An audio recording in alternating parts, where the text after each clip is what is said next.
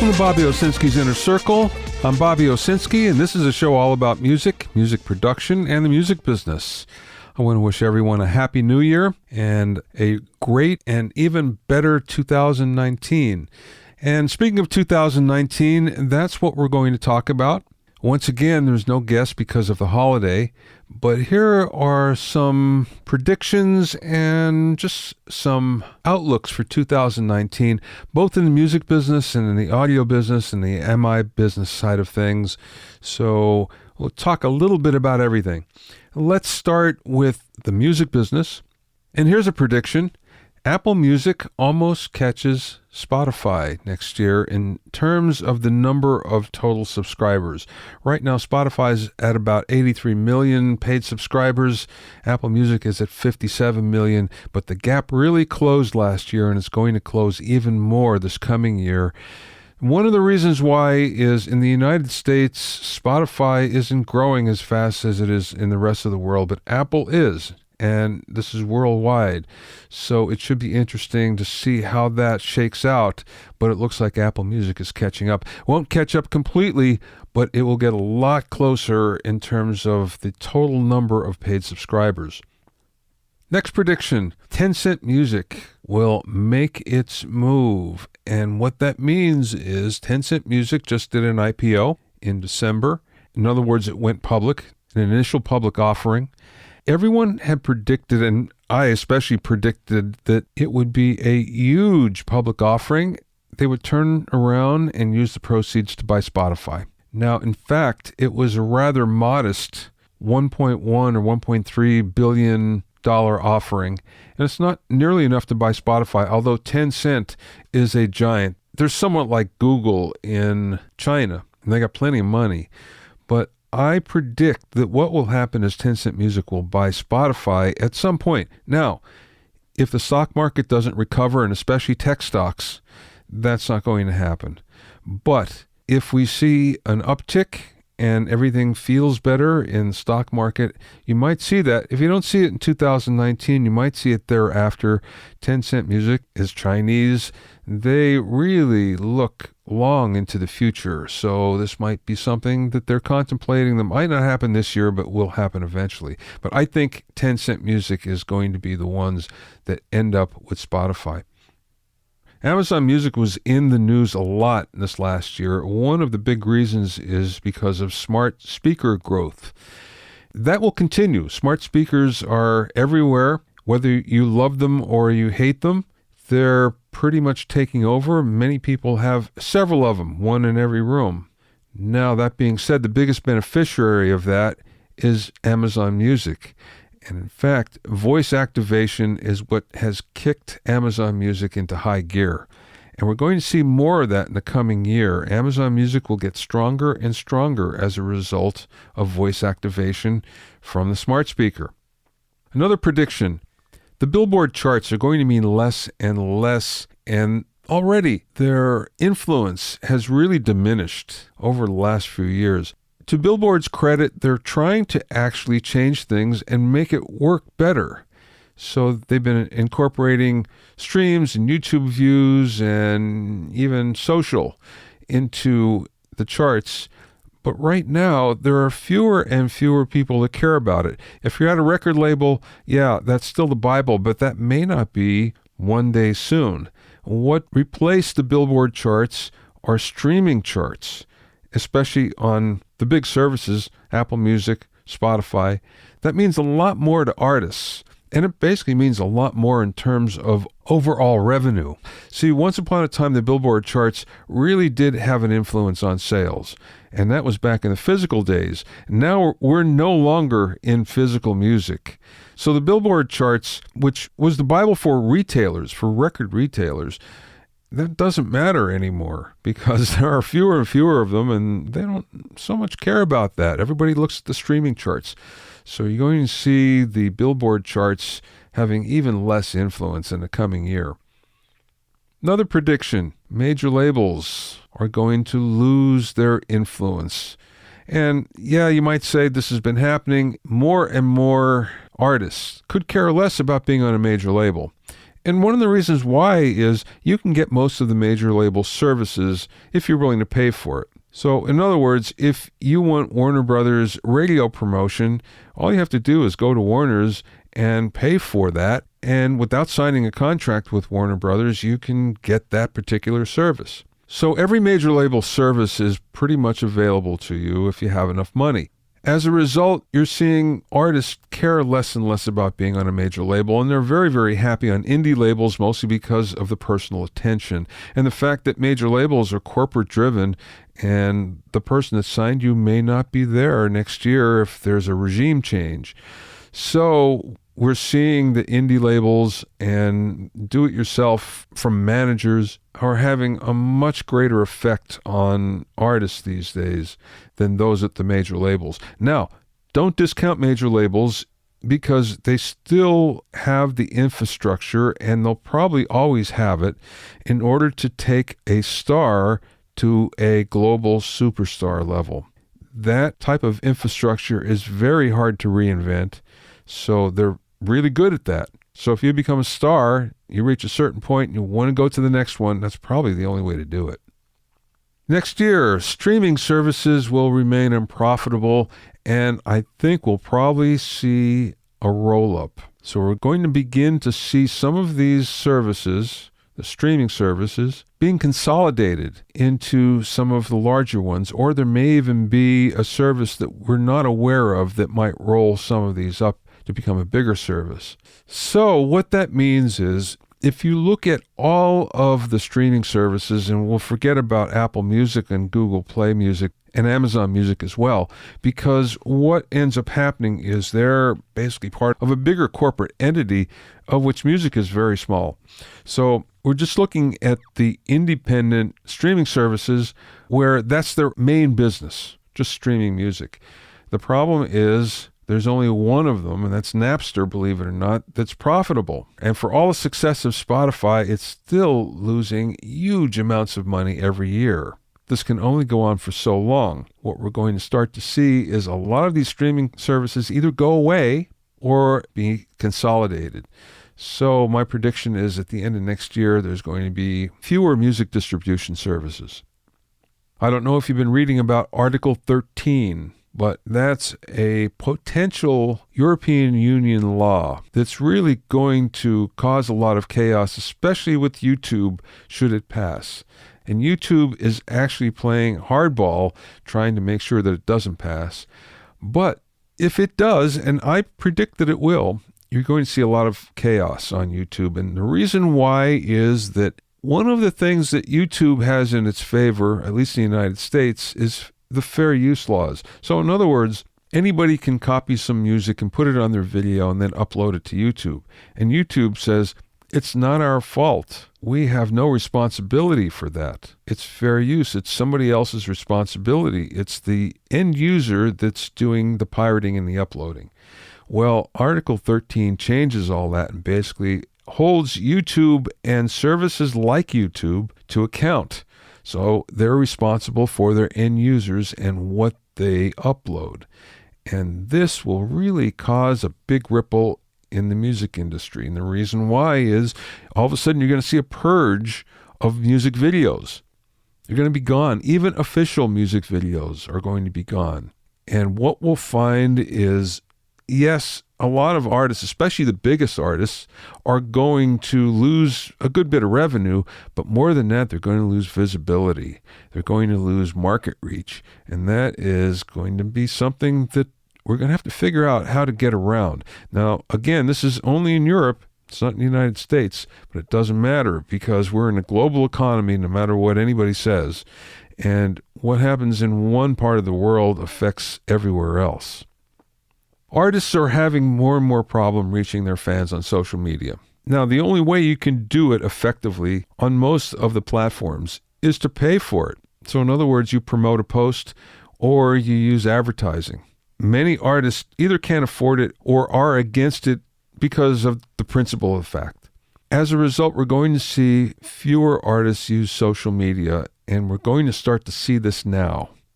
The only platform that you're going to see artists on is Instagram. Instagram is still great for artists because most of the people that are on Instagram love music more so than most other platforms.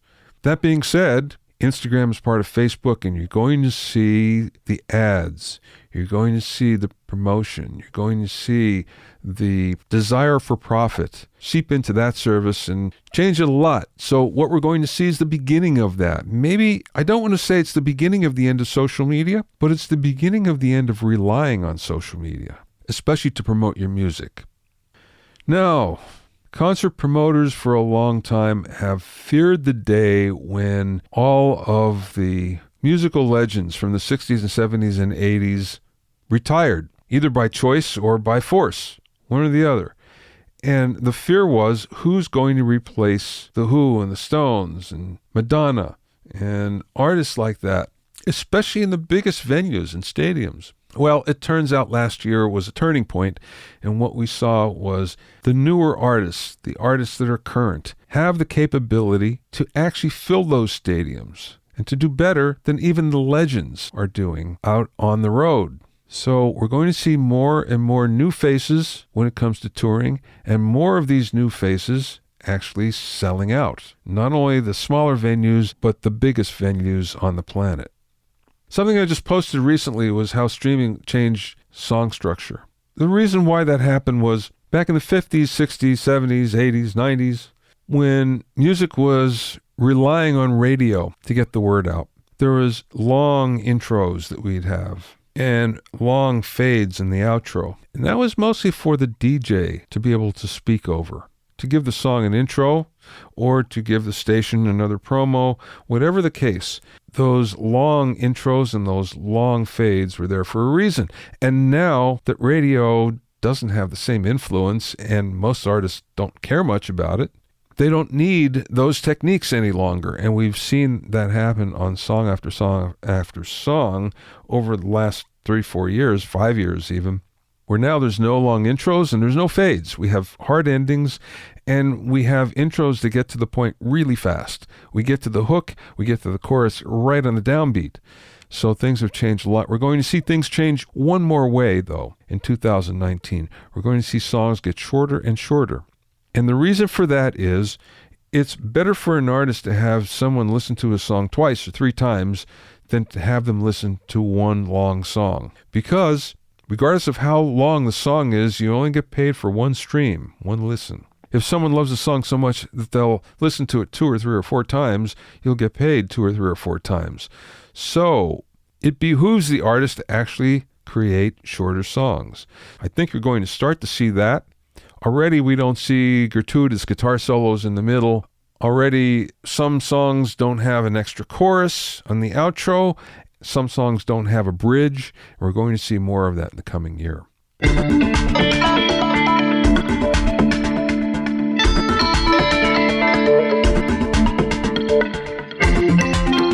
If you have any questions or comments, you can send them to questions@BobbyOInnerCircle.com.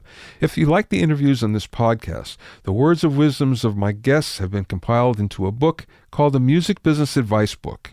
In it, you'll hear the voices of experience on things like pushing your career forward, or getting paid, or social networking, or much more. You can find the Music Business Advice Book on Amazon and in bookstores near you.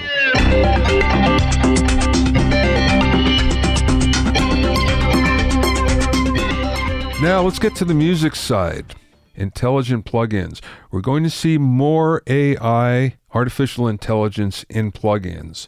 Isotope is kind of leading the way right now on this. FabFilter's catching up, but there are a lot of others out there that are now incorporating artificial intelligence techniques into plugins. And they're making smart plugins, essentially, so you don't have to do a lot of work. So your ears don't have to be as attuned to things as was required in the past. Is this a good thing or a bad thing? Well, it's a good thing, I think, because even experienced mixers like AI plugins, because it saves them time. And let's face it, if we can save 5 minutes or 10 minutes or an hour on a mix, everybody's a lot happier. So what's going to happen is you're going to see more intelligent plugins, more smart plugins with more AI. And this will be across all of the different spectra of plugins. You're going to see it on compression. You're going to see it on EQ, which you already do. You're going to see it on effects like reverbs, like filters, like modulation, like delay. Smart plugins are the future. Now, speaking of AI, one of the things I think you're going to see as well is AI in speakers. The reason why I say that is I recently bought a new set of Sony noise-canceling headphones, which were wonderful, by the way. They work so well, I can't even tell you. It turns out there's AI in these headphones, and that takes the noise canceling to the next level. Prepare to see artificial intelligence in your speakers, in your studio monitors. That will actually tune the monitor to the environment without having to go through a lot of the external processes that we do now in order to tune things. Look for this to come out in 2019, or at least to start to come out in 2019. We're starting to see a little bit of a commercial studio resurgence, and I think that's going to continue in the new year. In fact, what's happening is a lot of artists' home studios are going unused, and the artist is going to a commercial studio. Now, one of the reasons why is the budgets are back. Budgets are bigger, and they're going to get even bigger in 2019. And that means an artist can say, being in my house was great, but it's actually too good because I'm working all the time. And I'd rather go someplace else and work and then come home and relax. So now with bigger budgets, artists aren't forced to work at home and save money. We're seeing a lot of big artists put their homes and studios on the market. I mean, it's amazing the number of producers, the number of big songwriters, the number of big artists that are doing that. And I think a reason why is commercial studios are back. Commercial studios are great. When you go to a great studio, the level of service is something that can't be touched by a home studio or a small studio. Just can't, because you're weighted on hand and foot. Everything you need is there, and it's really comfortable. So we're going to see a resurgence. It may not be a big resurgence, but we're going to see a resurgence nonetheless in commercial studios.